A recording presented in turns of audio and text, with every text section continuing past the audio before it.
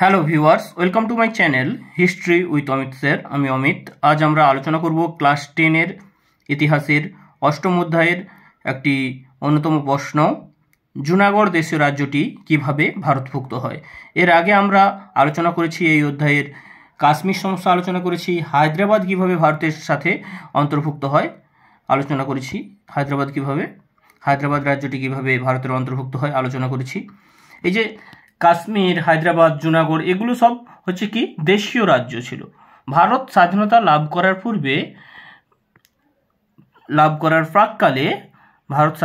করার প্রাককালে ভারতে দেশীয় রাজ্যের সংখ্যা ছিল 601টি। এগুলো আগের ভিডিওতেও বলেছি, 601টি দেশীয় রাজ্যের সংখ্যা ছিল। ভারত স্বাধীনতা লাভ করার পর ভারত যে সমস্ত সমস্যার সম্মুখীন হয় তার মধ্যে অন্যতম হলো দেশীয় রাজ্যগুলির ভারতভুক্তিজনিত সমস্যা। এবার তোমাদের মনে হতে পারে দেশীয় রাজ্য কোনগুলো আগে এর ভিডিওতে বলেছি, তবু এখানে বলে দিচ্ছি যে দেশীয় রাজ্য কোনগুলো না, যেগুলো ব্রিটিশ শাসনকালে যেসব রাজ্যগুলো পরোক্ষভাবে ব্রিটিশ শাসিত ছিল সেই রাজ্যগুলো দেশীয় রাজ্য। ওই রাজ্যগুলোতে ওখানকার শাসকরা শাসন করত, কিন্তু ওই রাজ্যগুলো ব্রিটিশদের আন্ডারে ছিল।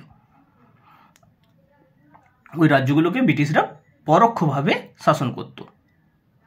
ঠিক আছে। ভারত তাহলে স্বাধীনতা লাভ করার পর যে সমস্ত সমস্যার সম্মুখীন হয় তার মধ্যে অন্যতম ছিল দেশীয় রাজ্যগুলির ভারতভুক্তিজনিত সমস্যা। এই সমস্যার সমাধানের ক্ষেত্রে বল্লভভাই প্যাটেল গুরুত্বপূর্ণ ভূমিকা পালন করেছিল। লৌহমানব নামে পরিচিত বল্লভভাই প্যাটেল গুরুত্বপূর্ণ ভূমিকা পালন করেছিল। বলে রাখি, এখানে আমরা নোটস আকারে আলোচনা করব, এক্ষেত্রে তোমরা নোটসও পেয়ে যাবে। ইতিহাসের বিভিন্ন ধরনের ভিডিও পেতে আমাদের চ্যানেলটি সাবস্ক্রাইব করো। ভিডিও যদি ভালো লাগে তাহলে লাইক, শেয়ার, কমেন্ট করো, যা আমার পরবর্তী ভিডিও বানানোর পাথেয় হয়ে দাঁড়াবে। যাই হোক, আলোচনায় আসা যাক। 1947 সালে ভারত স্বাধীন হওয়ার পর ভারত যে সমস্ত সমস্যার সম্মুখীন হয় তার মধ্যে অন্যতম ছিল দেশীয় রাজ্যগুলির ভারতভুক্তিজনিত সমস্যা।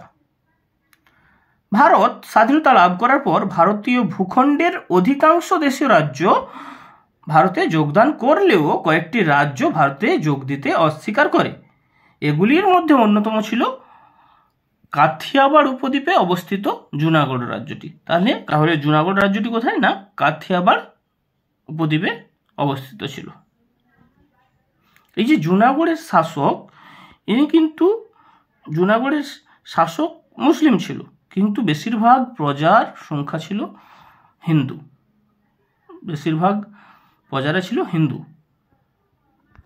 ফার্স্ট পয়েন্ট আমরা দেখে নেব স্বাধীনতা উত্তর জুনাগড়ের পরিস্থিতি।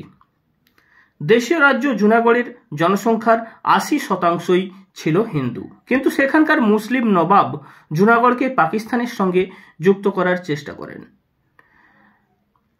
জুনাগড়ের দেওয়ান শাহনওয়াজ ভুট্টো ছিলেন মুসলিম লীগের উগ্র সমর্থক।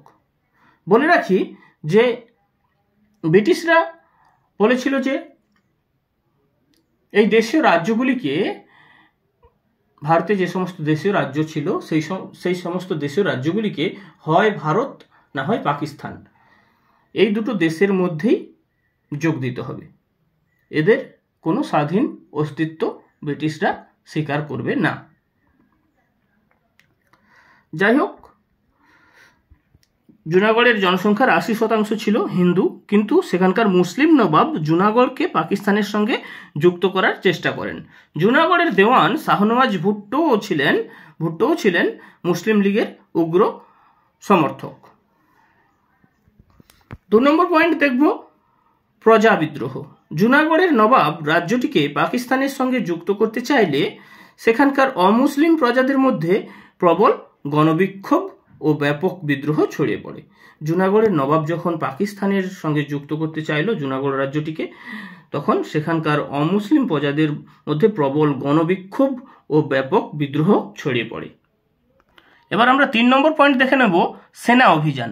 জুনাগড়ে তীব্র প্রজা বিদ্রোহের ফলে সেখানকার নবাব পাকিস্তানে পালিয়ে যান। জুনাগড়ে তীব্র প্রজা বিদ্রোহের ফলে সেখানকার নবাব পাকিস্তানে পালিয়ে যান। এই পরিস্থিতিতে সর্দার বল্লভভাই প্যাটেলের নির্দেশে ভারতীয় সেনাবাহিনী জুনাগড়ে প্রবেশ করে। কার নির্দেশে? সর্দার বল্লভভাই প্যাটেলের নির্দেশে, যাকে লৌহ মানব বলা হয়। দেওয়ান শাহনওয়াজ ভুট্টো পরিস্থিতি মোকাবেলার চেষ্টা করেন। জুনাগড়ের সামরিক শক্তি দুর্বল ছিল। তিনি পাকিস্তানের সাহায্য প্রার্থনা করেন, কিন্তু আন্তর্জাতিক কারণে পাকিস্তানের সাহায্য পাঠানো সম্ভব ছিল না। ফলে জুনাগড়ের পরাজয় ও পতন ঘটে ভারতীয় সেনাবাহিনীর হাতে।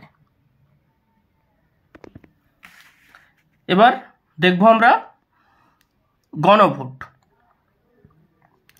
জুনাগড়ের বাসিন্দারা ভারত না পাকিস্তানের সঙ্গে যোগ দিতে আগ্রহী তা জানার জন্য সেখানে 1948 খ্রিস্টাব্দে গণভোট নেওয়া হয়।